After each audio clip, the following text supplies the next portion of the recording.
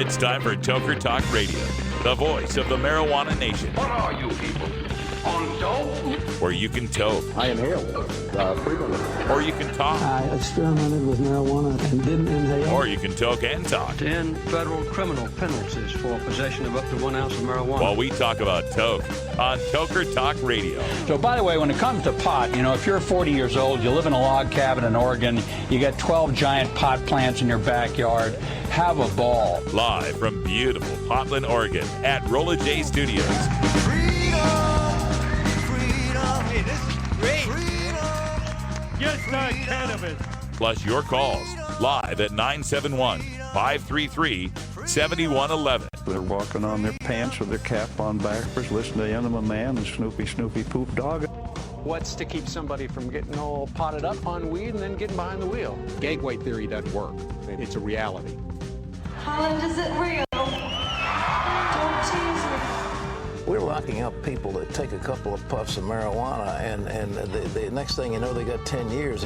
And now, here's your host, the guru of ganja graphics, the sultan of sativa statistics, and the worst nightmare of a reefer mad prohibitionist. A polite, perspicacious, productive pothead with a propensity for PowerPoint. Radical Russ Belville. All right. Welcome back, Tokers and Tokettes. 4 o'clock here in the Pacific Time Zone. I'm Radical Russ, and it's time for Toker Talk Radio, where Tokers get together and talk about whatever it is we want to talk about. It might be sports, it might be politics, it might be culture, and it'll always have something to do with weed, at least tangentially. So over these past couple of weeks, I've gotten hyper-political, ultra-hyper-uber political, hearkening back to my days in the last part of the George W. Bush administration when I had a political talk radio show on XM Satellite. Got to speak with Peter Ogburn, who was the engineer out there in Washington, D.C. when I started my talk radio career, and it just got me, it put me back into that flow, man, that exciting feeling of discussing politics on the radio. And so over the past couple of weeks, I've been talking about Hillary Clinton and Donald Trump and the election and what's going on. And some of you have gotten sick of it, I know. Some of you are kind of upset at me changing my Bernie or bust stand, and I understand that. And we're going to keep talking about that, but maybe not so much today, because today I kind of had an epiphany. Well, for one, I started reading some of the polling that's coming out lately that shows Hillary Clinton going back up against Donald Trump, that he's starting to kind of crater. And part of that has been, and of the most unlikely of sources, one of the things that was amazing about the Democratic convention that last week is how the Democrats became the party of patriotism and the military and flag waving and America humping. I mean, it was all red, white, and blue and USA, USA, USA. And it culminated in that fantastic address by Khizr Khan, the father of the U.S. captain, military captain who died in Afghanistan. And you know, I can disagree with the war itself and why we're in there and that we shouldn't be and what we've done wrong. But I never short the people that are fighting in the war, that just sign up to serve our country. And so that speech by Khan, you know, captured America's hearts, and just, it was amazing. And in his response to it, Donald Trump could have gone the route of talking about it's a bad war, we shouldn't have been in that war, but he didn't. He went right to the personal attack on the guy's wife for being a Muslim woman, and maybe she's not allowed to talk. And for the past 5 days, this story has just eaten up the news cycle, because every time he tries to respond to it, he digs deeper.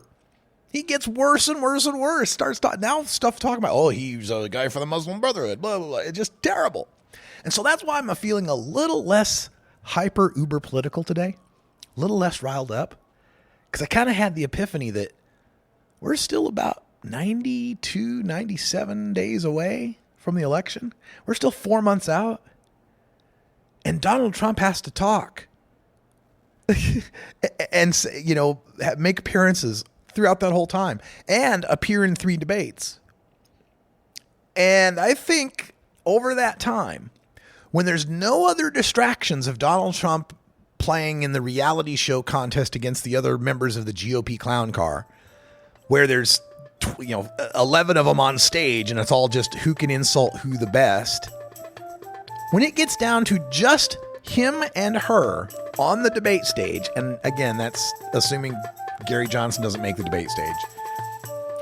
But if it comes down to just the two of them on the debate stage and people have to make an honest side-to-side comparison, it's only going to get worse and worse for Donald Trump. I think he's got a ceiling of about 40% of the vote he can get.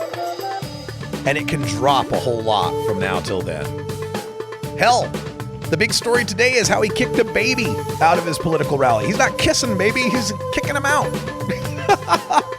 All right, when we come back, more on Duterte in the Philippines. This is the Russ Belville Show on CannabisRadio.com.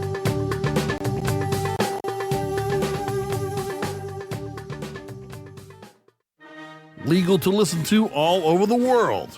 We're just not sure about France. CannabisRadio.com. Dr. Dabber, hurry! Its temperature is shooting past 1,000 degrees Fahrenheit. It's burning up. I'm afraid for this little guy, it's just too late. What caused the problem? Only Dr. Dabber can maintain the perfect temperature for a smooth-tasting, slower burn. This standard vaporizer lost all of its health benefits, sending it up in smoke. So you're telling me that most vapor pens burn so hot they produce smoke, not vapor? Correct. Keep away from those standard vaporizer pens and turn to Dr. Dabber. Doctor's orders. Less heat, more flavor. Doc Rob, the concierge for better living. My guests say Razzie Berry. We're talking about nature, naturopathic medicine, as well as the concept of prevention and preventing disease. Empower people to live a naturopathic lifestyle, get to know your body, understand its rhythms, remove toxins, and use natural alternatives whenever possible. 90 to 95% of cancers are due to environment and lifestyle risk factors. I mean, that's a huge number. That means that cancer is preventable. The concierge for better living with Doc Rob. Only on CannabisRadio.com. You're not high. You're listening to the Russ Belville Show on CannabisRadio.com. We need to build a wall. Okay, maybe you're high too. At Herbie's Cannabis Seeds, we pride ourselves on bringing you the best quality seeds from the world's most respected cannabis seed producers, all at the lowest online prices. You can find Herbie's Seeds at herbiesheadshop.com. All cannabis seeds are sold as souvenirs and as a means of preserving cannabis genetics. Herbie's Seeds in no way intends to condone, promote, or incite the use of illegal or controlled substances. We strongly urge all prospective customers to check their national laws prior to placing an order. Herbie's Seeds at herbiesheadshop.com. Proud sponsors of the Russ Belville Show and 420 Radio.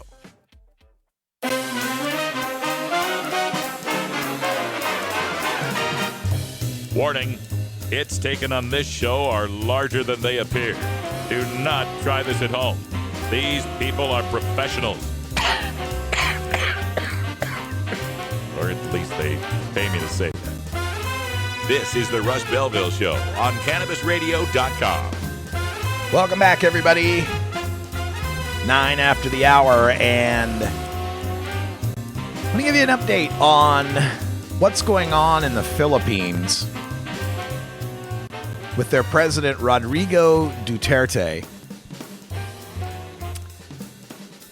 Right now, UN aid groups, NGOs, other civil society groups, 300 different groups led by Human Rights Watch and others, have signed a letter to the International Narcotics Control Board of the UN, the part of the organization that handles the drug issue, on condemning the brutal killings that are taking place under President Duterte. He won the election, and during campaigning, he said that he would lead a fight against crime, particularly drug dealers and drug addicts, and vowed that within the first 6 months of his administration, he would fill Manila Bay with the bodies of 100,000 criminals. That the bay would be so full of bodies that the fish would grow fat feeding on them. Yeah, this guy campaigned on that and won the election. Now, how did he manage to win the election? Are Philippines that crazy that a majority of them would support such an obvious lunatic, sociopathic madman to become their president? No. But in a chilling scenario that ought to give anyone in the United States pause, Rodrigo Duterte won the election with 39% of the vote because those who opposed him could not coalesce on one opponent to defeat him. Now, it's an apples to oranges comparison in that the Philippines is a parliamentary democracy where members of third and fourth and fifth and sixth and seventh parties can gain representation in the parliament. So there is a situation where two of Rodrigo Duterte's leading opponents were leaders of two other parties. So it's not quite the same as what we've got here in the United States. But both of those people that finished second, had their votes been combined, they would have beaten Duterte. So because 39% of the country wanted this madman who pledged to kill 100,000 people, he's president now. On his inauguration day, he told the people of the Philippines, quote, "If you know of any addicts, go ahead and kill them yourself, as getting their parents to do it would be too painful," end quote. This is a president who on his very first day calls for vigilante executions of drug users. At least 704 people are already dead in the first 3 months.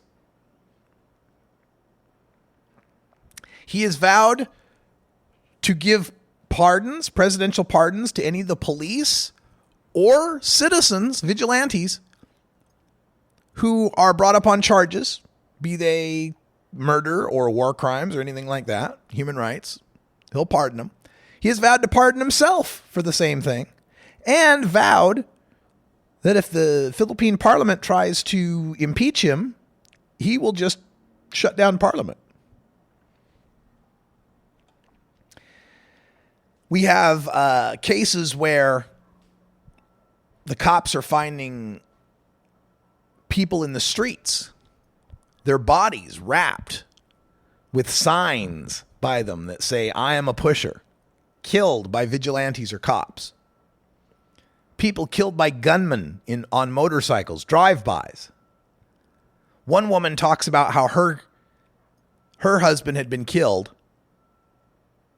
29-year-old man was a pedicab driver doing odd jobs to make a living. And in a most tragic and cruel irony, he even voted for Duterte. He was killed by one of these vigilante groups. This is what you get when you get a violent, psychopathic dictator type running a country who promises to do horrendous things. It leads the country to follow him. It leads the worst elements of that country to follow in his footsteps and to obey his commands. Now, in the Philippines, about 89% of the drug seizures are methamphetamine. About 9% are cannabis. He's reintroduced the death penalty by hanging. He's offering bounties for the bodies of drug dealers.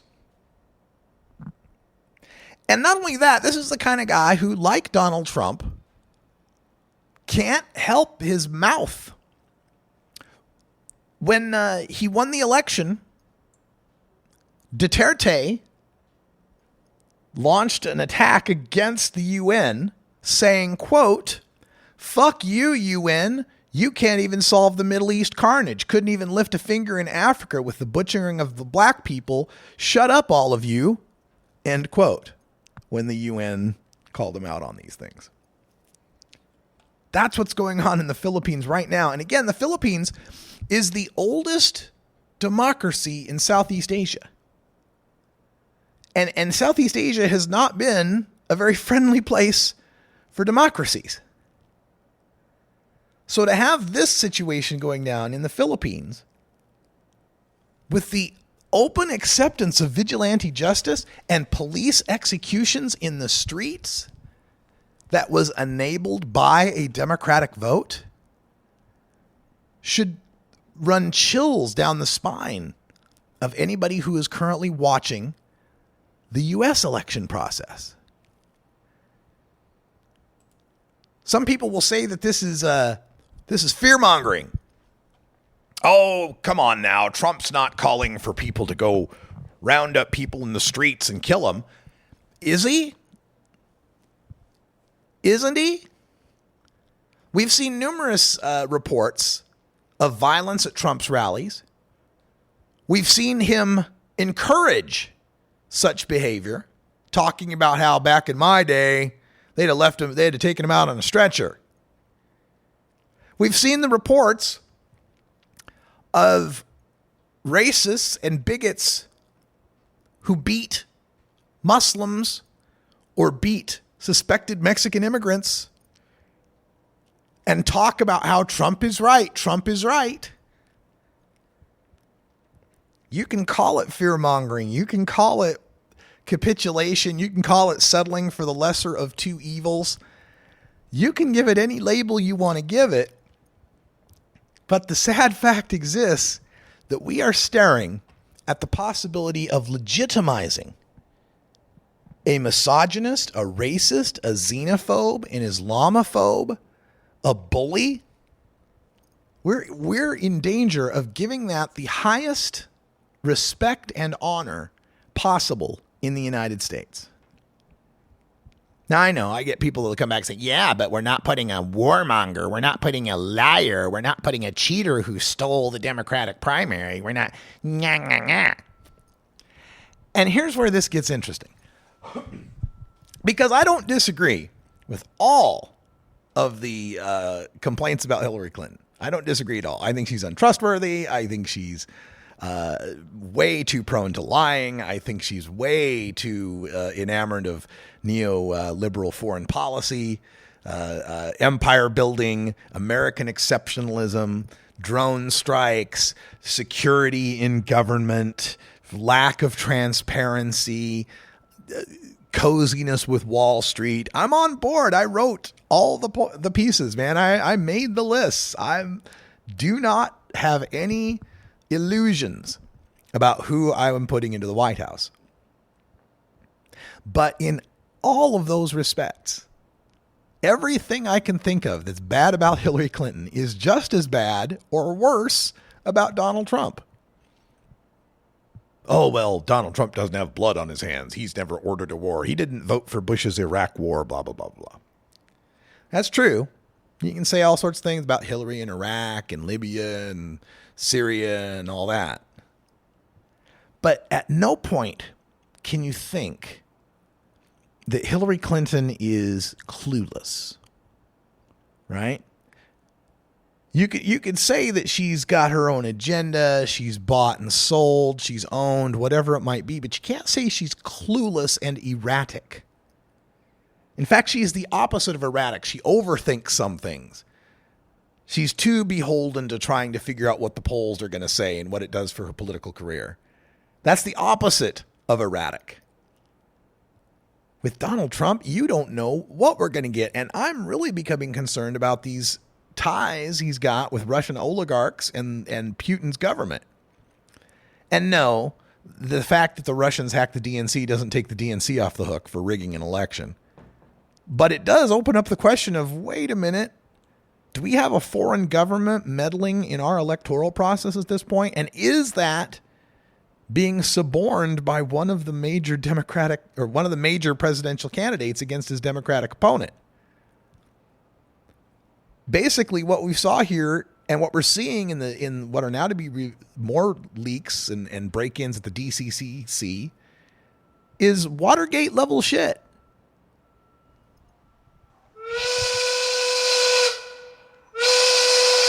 Is this some kind of bust?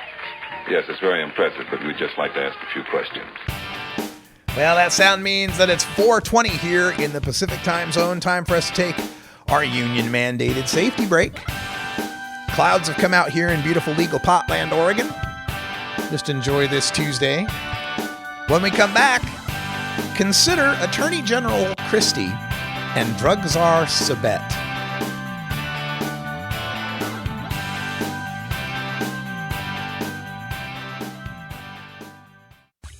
Being green is good. Growing green is good. Making green is great. CannabisRadio.com. Cash? Sorry. I don't carry around cash. And I don't want to use the ATM and pay surcharges. You don't need to carry cash. Haven't you heard about PayQuick? Okay, tell me about PayQuick. It's the safe and easy way to pay. It works just like your debit card to securely pay for your purchase, and it gives you rewards points every time you use it. Nice. PayQuick, the safe and easy way to pay. PayQuick.com. Hey, this is Willie Nelson for Normal. And I smoke pot and I like it a lot. I learned a long time ago that marijuana is a lot safer than alcohol. There's nothing wrong with the responsible use of marijuana by adults. It's time we stopped arresting and started respecting those who smoke marijuana responsibly. To learn what you can do to help, contact NORML at NORML.org or call toll-free 888-67-NORMAL. You're listening to Radical Russ on the Russ Belville Show.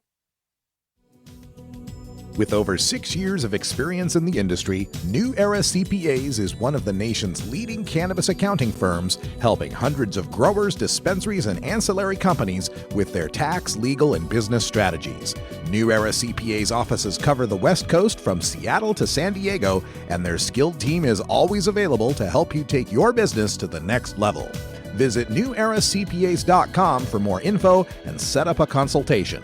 Welcome to the new era.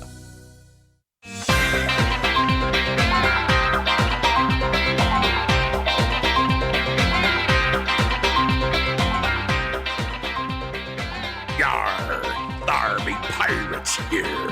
Har, har, har, har, har. You're tuned into the Russ Belville Show, the voice of the marijuana nation, only on CannabisRadio.com. Welcome back, everybody. 23 after the hour. As we continue to look at the election 2016 from a marijuana consumer's point of view, we find ourselves evaluating the end of the Democratic and Republican conventions that have recently concluded. And Americans have less than 100 days to decide who to vote for to become president. Hillary Clinton, Donald Trump, Gary Johnson, or Jill Stein. And for once, the choice of the marijuana voter is made more difficult by the fact that none of the candidates is supportive of maintaining absolute marijuana prohibition.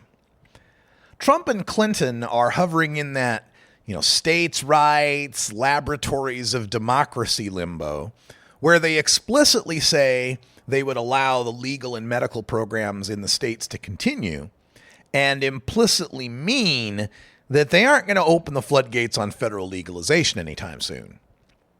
Johnson and Stein are much better, offering a vision of ending federal prohibition and enabling further legalization at the state level. They both, however, suffer from the electoral structure of our Constitution that makes their winning the Oval Office less likely than Peter Dinklage winning American Ninja Warrior. Sometimes in these situations, it's just better to figure out who you absolutely don't want to win. And in this particular situation, that person is Donald Trump. While Donald Trump has recently said he's fine with state-level legalization in medical marijuana, he's also recently said, quote, "In this race for the White House, I am the law and order candidate," end quote. Sound familiar? Here's another quote. "I pledge to you that the new Attorney General will open a new front against the filth peddlers and the narcotics peddlers who are corrupting the lives of the children of this country," said the 1968 Republican nominee for president. And to those who say that law and order is the code word for racism, there and here is one reply. Our goal is justice for every American. End quote. And once elected, Law and Order Richard Nixon launched the war on drugs as a method to infiltrate and decimate his enemies on the political left and within the civil rights movement. Trump has also kept by his side the odious governor of New Jersey, Christie. You may remember him on the campaign trail saying, quote, "If you're getting high in Colorado today, enjoy it, because as of January 2017, I will enforce the federal laws," end quote. Rumor has it that Trump may select Christie as his attorney general. Christie is also on Trump's transition team that will select the secretaries of various cabinet positions, heads of various departments and bureaus, and judges to fill positions on federal district courts, appeals courts, and at least one vacancy on the Supreme Court. Now, you may recall that back in the 2008 presidential race, Barack Obama said, quote, "I would not have the Justice Department prosecuting and raiding medical marijuana users. It's not a good use of our resources," end quote.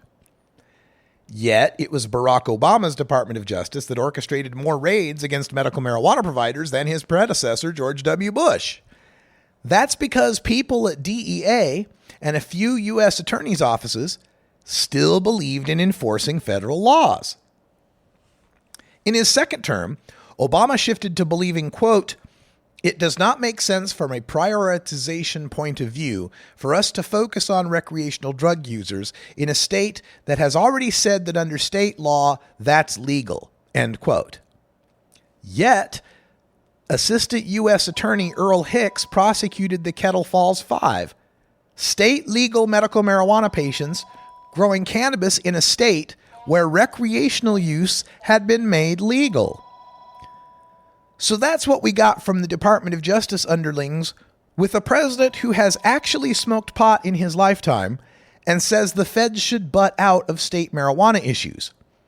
That's what we got with an attorney general's office that has issued memoranda stating that targeting state legal marijuana operations should not be a priority. Imagine what we'd get under a Trump presidency.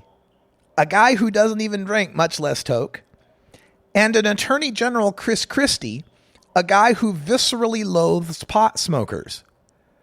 Who do you think Christie will suggest for heads of FinCEN and FDIC that will decide cannabis banking regulations?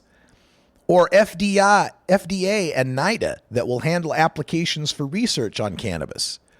Or EPA and the Department of Agriculture that will set standards for cannabis pesticides and hemp seed importation?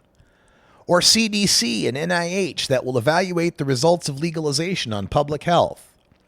Or NHTSA that will make cannabis and driving recommendations? Or the U.S. Parole Commission that will decide which decades-long pot prisoners get released? Imagine the new head of the Office of National Drug Control Policy, drug czar Kevin Sabet. Then, wrap your mind around the fact that under President Obama, Republicans in Congress have blocked so many of his judicial nominations that there stands empty 71 seats on the federal district courts, 9 seats on the courts of appeals, and of course 1 seat on the Supreme Court. Then consider that the 5-4 conservative Supreme Court Trump sets could easily become a 7-2 court, since 3 justices will be in their 80s during Trump's first term. That's the court that would hear the ultimate appeals for cases on the religious use of ganja, the medical use of cannabis, and whether or not states like Kansas, Nebraska, and Oklahoma can overturn Colorado's recreational legalization. So, if you're in one of the so-called red or blue states, the states that Trump or Clinton are guaranteed to win, like California for Clinton or Texas for Trump, then maybe you could vote for Johnson or Stein to make a protest vote for someone who supports outright legalization. But if you're in one of the 10 so-called swing states that could go either way and upon which this election will be decided, and those 10 states would be Nevada, Colorado, Iowa, Wisconsin, New Hampshire, Virginia, North Carolina, Florida, Ohio, and Pennsylvania, you should really think long and hard about voting for Hillary Clinton to stop Donald Trump. I can't believe that it's even a question anymore. I've got people that say Gary Johnson's not a protest vote. He could actually win. I just want to see how that's mapped out. I want to see the realistic way over the next 4 months. Map it out for me. Show me how that happens. Show me how Gary, because look, if anything, I have proved that I am amenable to reason. I will evaluate your arguments, and if I find new evidence or a new convincing argument, I can change my mind. Because right now, we can't have Donald Trump as a president. And right now, the only viable way I see of defeating Donald Trump is if Hillary Clinton gets more votes than he does. Now, if you can show me how Gary Johnson can win the election, if you can show me that, and that it's a likelihood of it occurring, that's a greater likelihood of the path by which Hillary Clinton wins the election, I am all for it, and I would switch my position again. But I tried to make that argument because I wanted to believe that. I wanted to make that argument. I researched as hard as I could. I came up with every electoral scenario I could imagine, and it's just not going to happen. Right now, the first hurdle Gary Johnson has to clear is to get 15% in 5 national polls to make the debates. Can we concede that he's not going to win the election unless he makes the debates? That he does not have the national recognition, the airtime, or the funding to make anything but the smallest of splashes unless he makes the debates? Because if you can't even concede that, you're not even in the same ballpark of reality to begin this discussion. So let's say, all right, Gary Johnson has to make the debates. Once he gets in the debates, by a miracle, he gets in the debates, he makes the debates, everybody will hear him, they'll think he's so awesome, and they'll all want to vote for him. Well, let's take a look at what hurdle it takes to get in the debates in the first place. Gary Johnson, now, right now, there's a thing called the Presidential Debate Commission. The debates used to be run by the League of Women Voters. And back in the day when the League of Women Voters ran it, it was awesome. They'd have third parties in there. They were great. More voices, the better. And by the way, as I make this discussion about the debates, understand that I would like to see Gary Johnson in the debates. I'm all for more voices. I think that's great. It just ain't going to happen. Because since 1988, the Presidential Debate Commission, which is this corporation run by the Democrats and the Republicans combined, sets the terms for the debates. And one of the terms they set, well, at first they didn't have terms. At first they would decide and just be the Democrat and the Republican, except in 1992, when the Presidential Debate Commissions allowed Ross Perot to be in the debates. And the only reason that happened is because George W. Bush thought, hey, if we let Perot in the debates, it'll take votes from Clinton. And Clinton thought, hey, if we let Perot in the debates, it'll take votes away from Bush. So both sides thought they had something to gain from letting Perot in there. And of course, Clinton was right. Perot took more votes from Bush. So we'd need that kind of dynamic. That could be one way to get Gary in the debates, is if the Democrats and the Republicans both believe that if Hillary believed, hey, if we get Gary in, it'll take votes from Trump. And if Trump believed, hey, if we let Gary in, it'll take votes from Hillary. That's plausible. I'll give you that. We're going to play benefit of the doubt like crazy on this discussion. I'll give you that. That's a possibility. But since that Perot thing, new rules got established that said that you had to top 15% in 5 national polls to make the debates. Gary Johnson right now in the Real Clear Politics average is sitting around 7.3. the more the Jill Stein movement keeps gaining steam, the more of the potential libertarian-leaning liberal votes he could get go off. So already there's a splitting going on of Gary Johnson's possible support by some of them moving on to Jill Stein. So already he's up against that. But even granting that, he still needs to get 15% in 5 polls. Now, a lot of these polls don't bother asking. They don't bother putting Gary Johnson and Jill Stein's names in. And that's unfair. And they do it to try to protect the Republicans and the Democrats. And tough titty. What are you going to do about it? So already Gary Johnson faces a massive hurdle in just trying to get to the debates, okay? So let's say he does, though. Gary Johnson gets to the debates, gets to all 3 of them. And while he's there in all 3 debates, he has an amazing, stellar performance. He doesn't come off as goofy or unserious. He has a stellar performance as a stark contrast to Clinton and Trump, provides a new third way for people to vote. Let's pretend that happens. We're going to play way benefit of the doubt here. Okay, so Gary Johnson does great in the debates. How does he do from doing great in the debates to winning 270 electoral votes? Because that's really what the name of the game is here, folks, getting 270 electoral votes. Now, you can get 270 electoral votes from as few as 11 states. If you got the 11 biggest states to vote for you, you could get 270 electoral votes. So if Trump can take what's a 14-point Clinton lead in California and turn that into a win for him, Johnson, if he could get a Clinton lead and turn that into a win for him, could get 55 electoral votes out of California. He could get 38 out of Texas if he could take what's a 20-point Trump lead and turn it into a Johnson win. Okay, so there's 2 states. Now repeat that process. Go through the electoral map, find all the states where Johnson can take enough of the vote from both Clinton and Trump to be able to become the winner in that state, and do it in enough states that equal 270 electoral votes. That's your homework assignment. Show me write that out for me. Send it to me. If you can show me a plausible way that happens, I'll get behind it. Because I tried. Oh, God, I tried. I so tried so hard.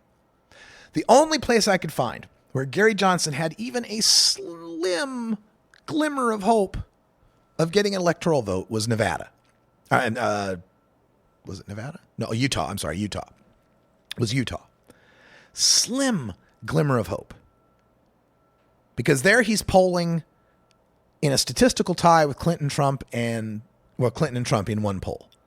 He was 3rd place still, but he was within striking distance. And Utah is the kind of place with its 70% Mormon population where you could understand why they'd be reticent to vote for Donald Trump, and why they could never vote for Hillary Clinton, and why then they might be tempted to vote for a Gary Johnson. 1 state, 6 electoral votes. That's the one I could find.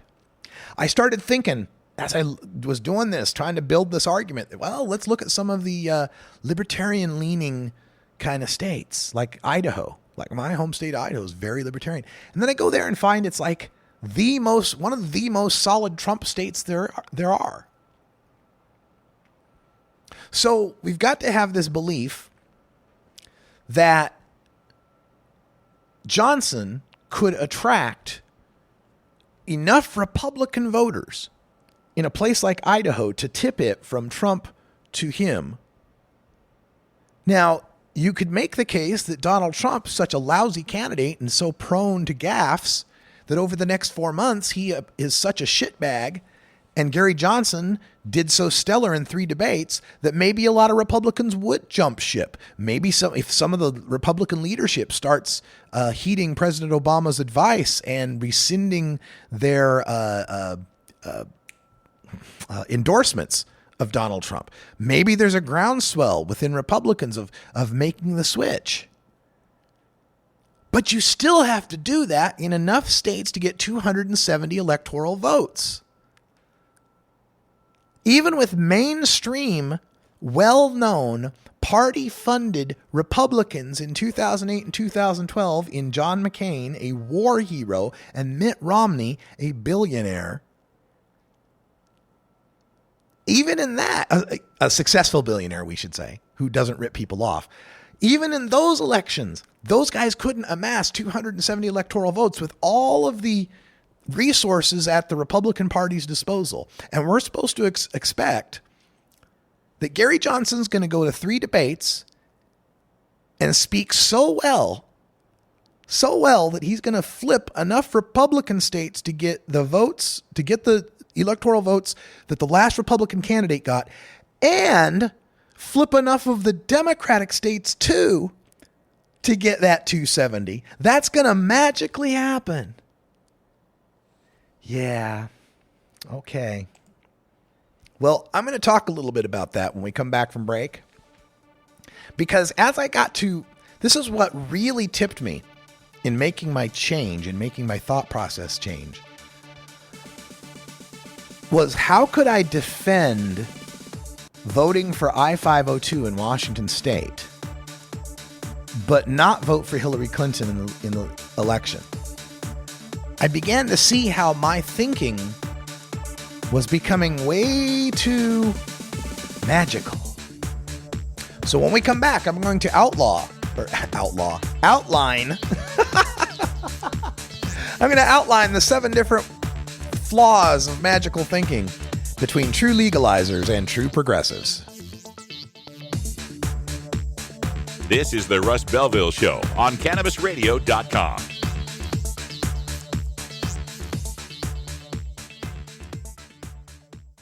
Cannabis use isn't the only thing growing. So are we. Grow with us. CannabisRadio.com.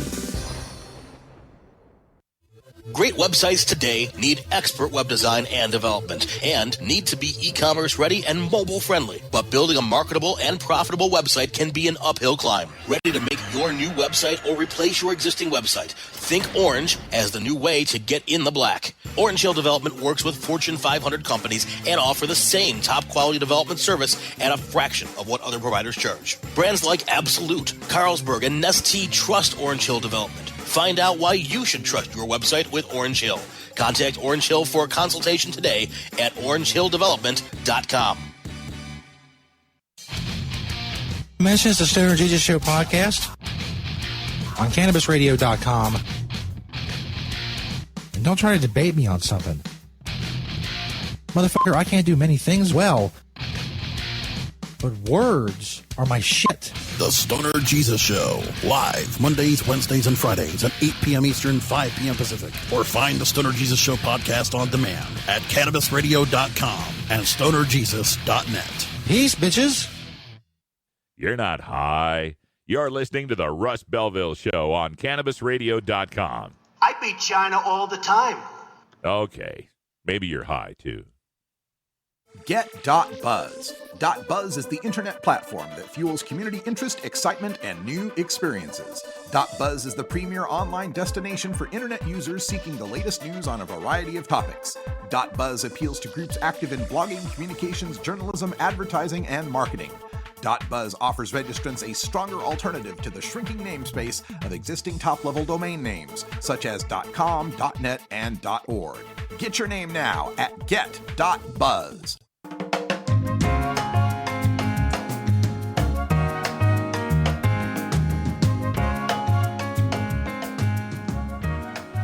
Hello, Mr. Man. Hi. I'm working. I'm sorry. No food till this is done. This is the Russ Belville Show on CannabisRadio.com.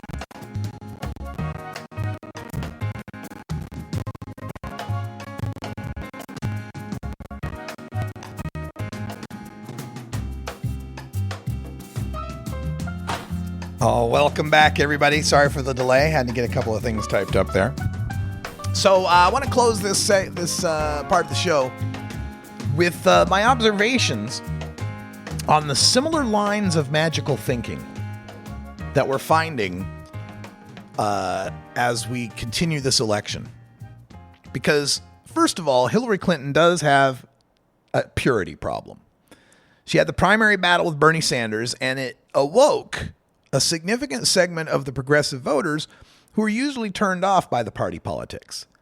Bernie Sanders identified a rigged system, a system rigged against the common people, and identified Hillary Clinton as the master beneficiary of that rigged system. When the WikiLeaks release of DNC emails confirmed the suspicions of Sanders supporters that the system was indeed rigged, some of those progressive voters declared that enough was enough, and they are refusing to vote for Hillary Clinton in the general election. Now, according to the latest CNN poll, when given a heads-up choice between Hillary Clinton and Donald Trump, about 90% of Sanders supporters choose Hillary Clinton. But when that polling is expanded to include the third-party candidates like Jill Stein and Gary Johnson, Hillary Clinton loses about another 20% of those supporters. So, how could someone who espouses the progressive ideals Bernie Sanders' campaign was built upon cast their vote in such a way to enable Donald Trump to win the White House? Why would these true progressives usher in at least 4 years of pushing the country away from the achievement of progressive goals? Now, if you're flummoxed by this phenomenon, you're not alone. I was in that true progressive camp from February through June. I was mad as hell that Debbie Wasserman Schultz was rigging the primary process in favor of Hillary Clinton. I was convinced that the only right thing to do was to punish the DNC and Hillary Clinton by not rewarding her and them with my vote. I would not sign on to such chicanery, shenanigans, subterfuge, sabotage, and just plain evil.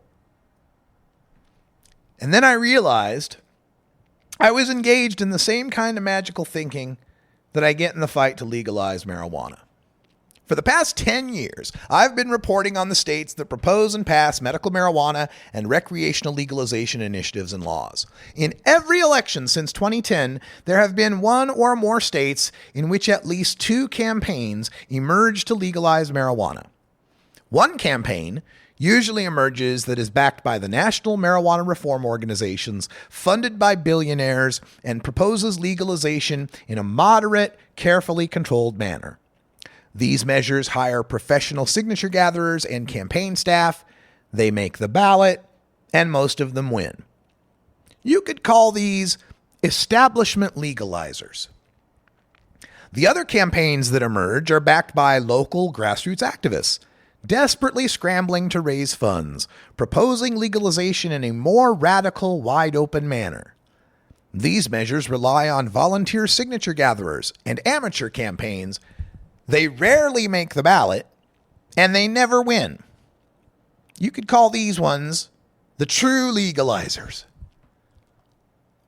After they fail to place their initiative on the ballot, the true legalizers then find unacceptable faults in the initiative that the establishment legalizers successfully place on the ballot. Despite the fact that the establishment legalizers are proposing something that moves the state away from total marijuana prohibition, true legalizers fight against it because it's just not good enough, helping the opponents of legalization in their efforts to defeat the initiative. This happened in 2010 in California, when supporters of a failed true legalization initiative fought against Prop 19, the establishment legalization. In Washington in 2012, there was a very visible No on I-502 campaign, with many supporters of a more progressive failed initiative backing it. Now, in 2016, proponents of failed measures in California, Arizona, and Massachusetts are rebelling against the legalization initiatives there. What is it that makes true legalizers and true progressives fight against their own self-interest? Well, here are some of the magical thinking arguments that are similar between the true legalizers and the true progressives. The first ones I call if onlys. If only, if only. These are the forecasts that are predicated on scenarios that ignore mathematical probability and historical precedent. From true legalizers, it comes in the form of, well, If only all our Facebook followers and our volunteer signature gatherers collected and turned in 10 signature sheets each, we'd easily make the ballot. In the form of true progressives, it's, if only everybody who hates Clinton and Trump votes third party, that third party would win the election. If only. Another magical thought is the magic bullets. These are the beliefs that a single transformative moment changes everything completely. We don't need to pay attention to the past or history or math or anything like that, because this is completely different. And there'll be this fantastic thing that happens that changes everything. With true legalizers, it comes in the form of, well, when the people finally read our true legalization, they'll see that it's superior, and they'll reject the establishment legalization. From the true progressives, it's the form of, well, when they finally see the third party in the debates, they'll see that they're superior, and everybody will reject the establishment candidates. Then there are the pies in the sky. These are the arguments that are long on lofty and grandiose ideals, but short on the concrete details that form an actual plan. From true legalizers, it comes in the form of, well, once we make the ballot, enough donations will then flow in that we can advertise for our campaign. The true progressives, they're the ones that'll say, well, once the third party makes the debates, enough states will flip that they'll get 270 electoral votes. It'll just happen. Then there's the ones that say, well, it'll be better next time. Why rush? It'll be better next time. This is the willingness to not stop bad things now because there's a better solution around the corner. From the true legalizers, it's, well, we've got to defeat California's Prop 64, let prohibition continue. And in 2018, then we'll get true legalization on the ballot. From the true progressives, it's, well, we might have to suffer for 4 years of Donald Trump, reverse progressive momentum. But then in 2020, the Democrats will learn their lesson and we'll put a true progressive in the Oval Office. It'll be better next time. Then there are the purity paladins. These are the people who show adherence to one or more ideological principles and ignore the overall greater good being proposed. From the true legalizers, it's, well, I could never vote for Washington's I-502 because it's a per se DUID and no home grow, even though it does legalize marijuana in pot shops. From true progressives, it's, well, I could never vote for Hillary Clinton because she's a liar and a warmonger, even though she is progressive on domestic issues. Then you got the anarchic types, the fuck the system people. They got the fuck the system people. This is the visceral hatred of the corrupt insider-run pay-to-play process and the desire to punish it and send it a message. From the true legalizers, this is, well, we'll show that California billionaire Sean Parker. We'll show him what happens to his legalization plan when he ignores the grassroots. From the true progressives, it's more like, well, we'll show that Hillary Clinton what happens when she and the DNC rig the primaries. We'll show her.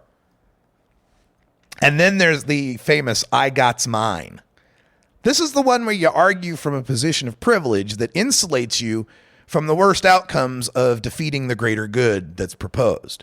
From the true legalizers, it's the one that, well, Californians who don't want possession tickets and grow felonies should just get a medical marijuana card like me. And they should have supported true legalization that we all would have voted for. From the true progressives, it's more like, well, blacks, gays, women, Muslims, and immigrants who don't want a bigot in the White House should just ride out the next 4 years like me. And they shouldn't have supported the true progressive. They should have supported the true progressive we could have all gotten behind.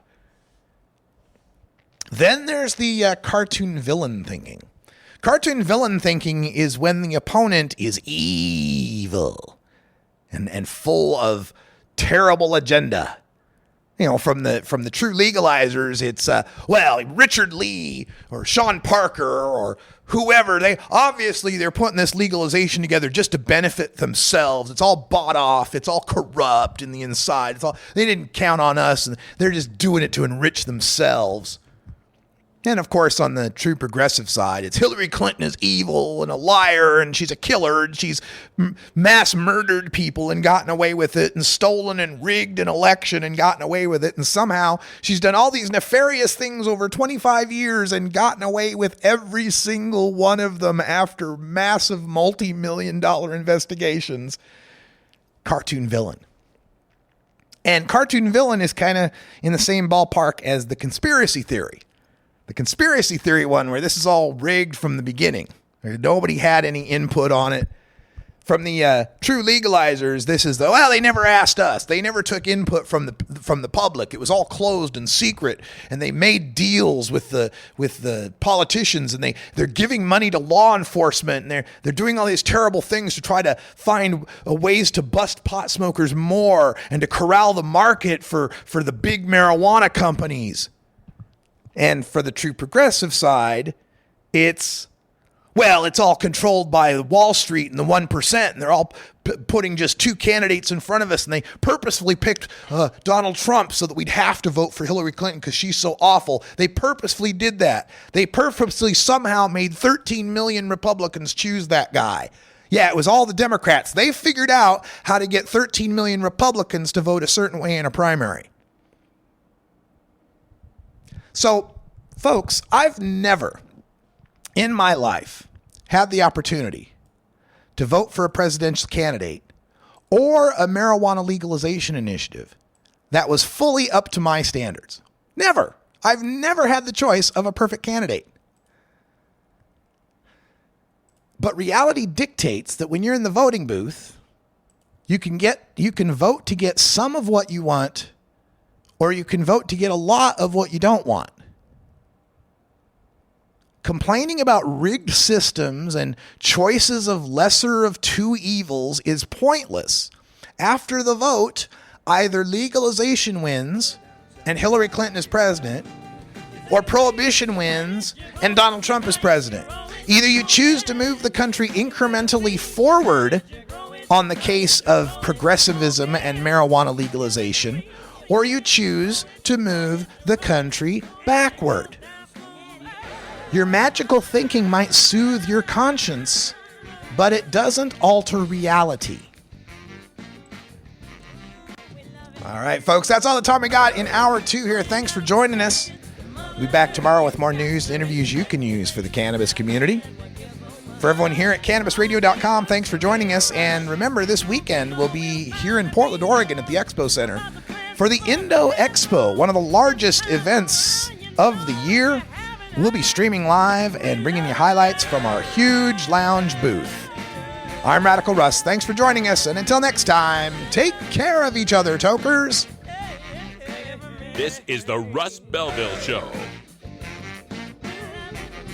The Russ Belville Show is blogging and podcasting daily at RadicalRuss.com. You take a seed, you plant it, you grow it, you dry it, you roll it, you smoke it. You take a seed, you plant it, you grow it,